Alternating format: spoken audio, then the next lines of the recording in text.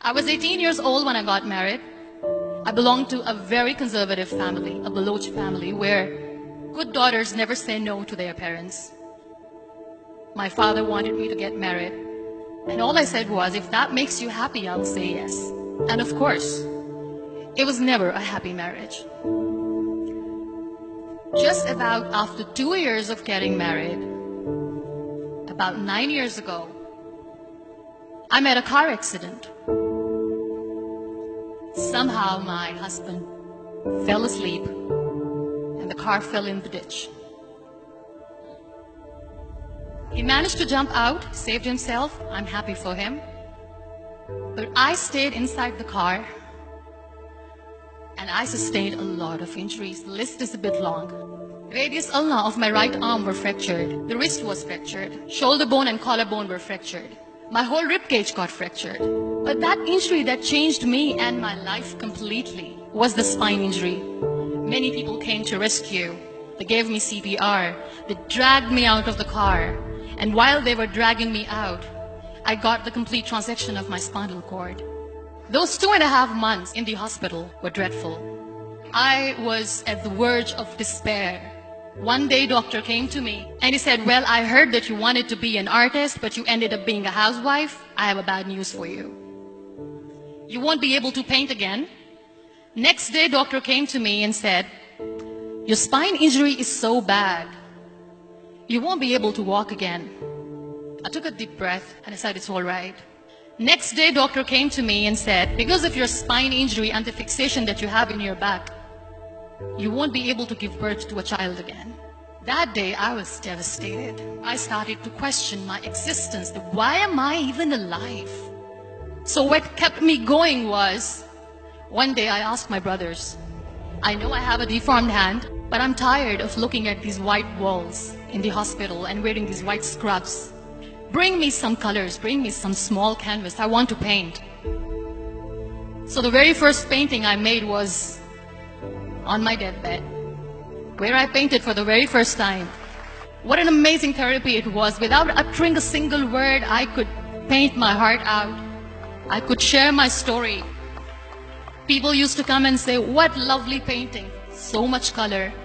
Nobody could see the grief in it. Only I could.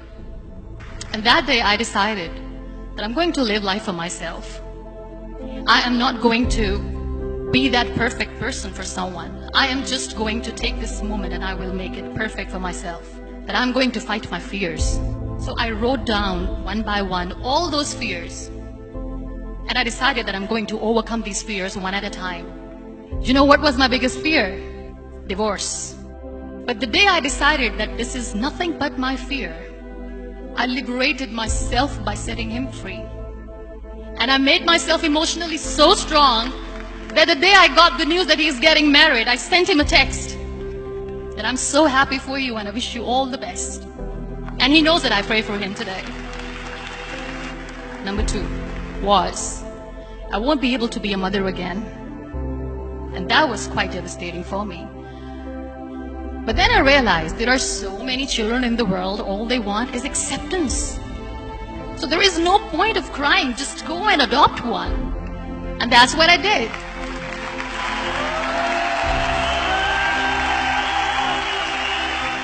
I gave my name in different organizations, different orphanages, and I waited patiently.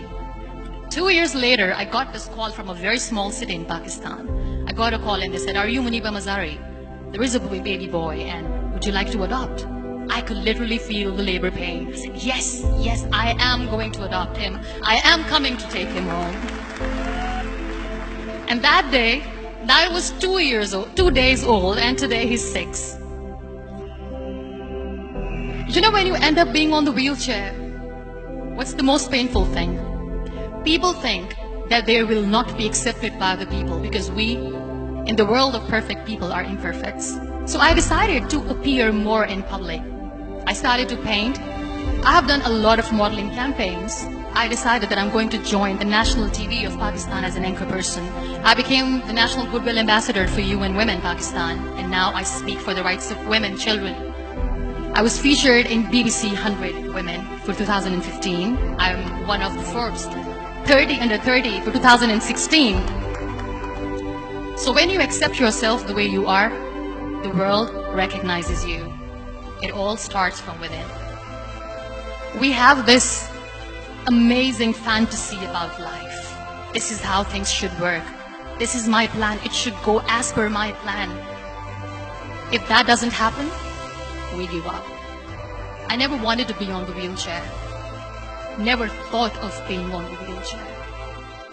This life is a test and a trial, and tests are never supposed to be easy. So when you are expecting ease from life, and life gives you lemons, then you make the lemonade, and then do not blame life for that. It is okay to be scared. It is okay to cry. Everything is okay, but giving up should not be an option. They always say that failure is not an option. Failure should be an option, because when you fail, you get up, and then you fail, and then you get up, and that keeps you going. Embrace each and every breath that you are taking. Celebrate your life. Live it. Don't die before your death. Real happiness lies in gratitude. So be grateful, be alive, and live every moment.